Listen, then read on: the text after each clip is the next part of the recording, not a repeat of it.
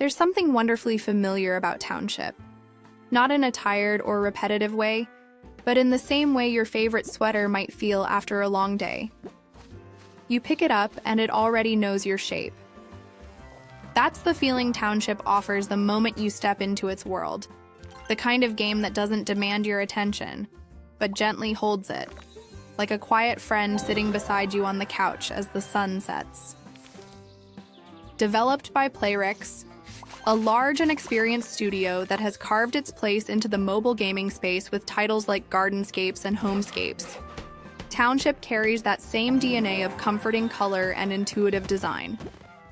Yet this game stands apart, not because it reinvents the genre, but because it takes all the old familiar pieces, farming, city building, puzzles, resource management, and fits them together like a calming jigsaw. No harsh corners, no sharp edges. Just a smooth, slow-moving current of things to do at your own pace. Township is both farming and city builder, both match 3 and delivery simulation. But labeling it as such doesn't do justice to the feeling of waking up your tiny digital town. Each morning, you begin with a few wheat fields, a barn, and a single cow. That's all. Yet even this small foundation feels full of potential. The animations are light and pleasant. The cows blink lazily in the sun. The chickens strut across their pens, and the crops ripple softly in the wind. You don't rush. You don't need to. The mechanics wait patiently. As your town grows, so too does your sense of gentle responsibility. Not pressure, never that. Just a soft pull. You harvest crops, send trains off with goods, build schools and houses, and slowly see the blank canvas fill with life. At night, warm lights glow from the windows. You zoom out and see your whole town breathing, gently lit, busy in a calm way. It's one of the few games that feels like a little snow globe of activity, self-contained, timeless, always waiting for your return. Everything in Township feels crafted with an eye for long-term comfort. The UI is cheerful and functional, although on smaller devices it can feel slightly busy, especially during events, when icons multiply in little clusters around the edges of the screen. Yet even then, it never becomes overwhelming. Just a bit more festive, like when a town square is decorated for the holidays. There's always something happening, but you never feel behind. What makes the visuals so satisfying isn't just their clarity, it's their warmth. The color palette leans heavily into cozy.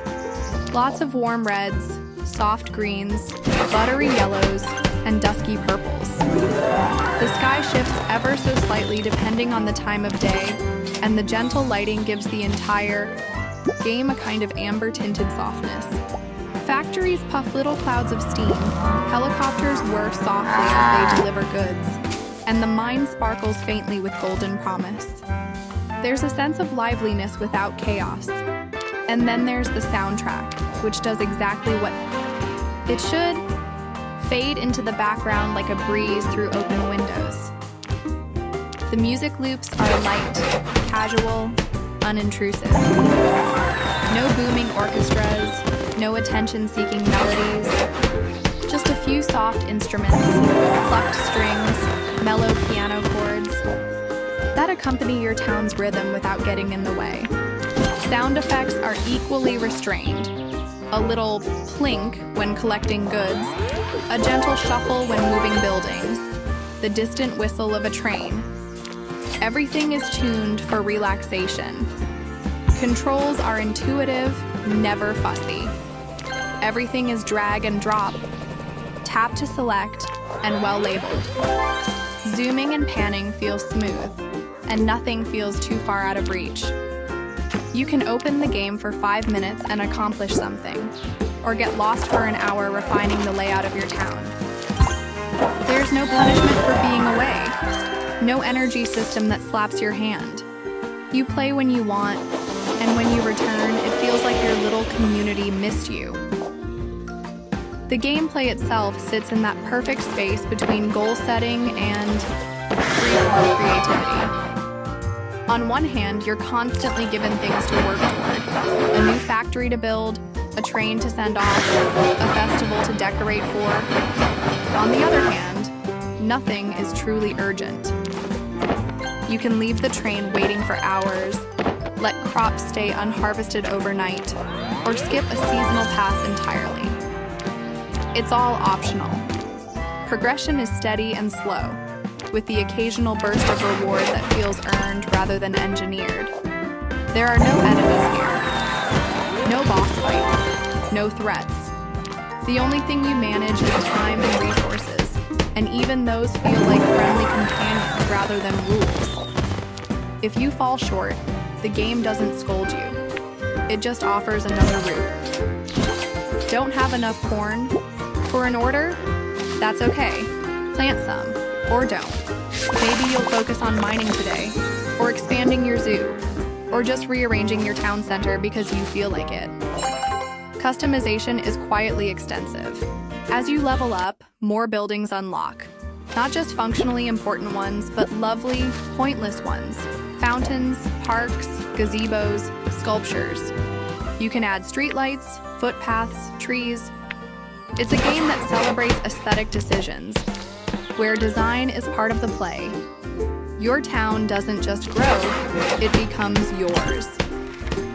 And while there's no storyline in the traditional sense, the world slowly accumulates its own kind of narrative.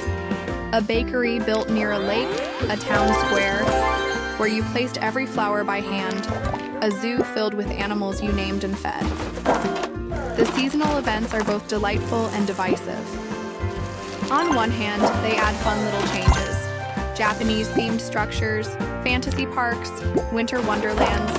On the other, they often come tied to paid passes and boxes.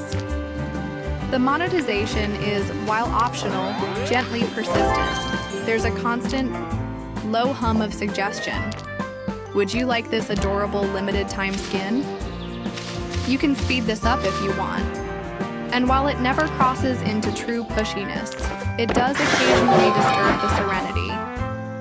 That said, it's entirely possible to play and enjoy everything Township offers without spending a cent. You'll just need a little more patience, which this game rewards handsomely. Replayability is essentially infinite.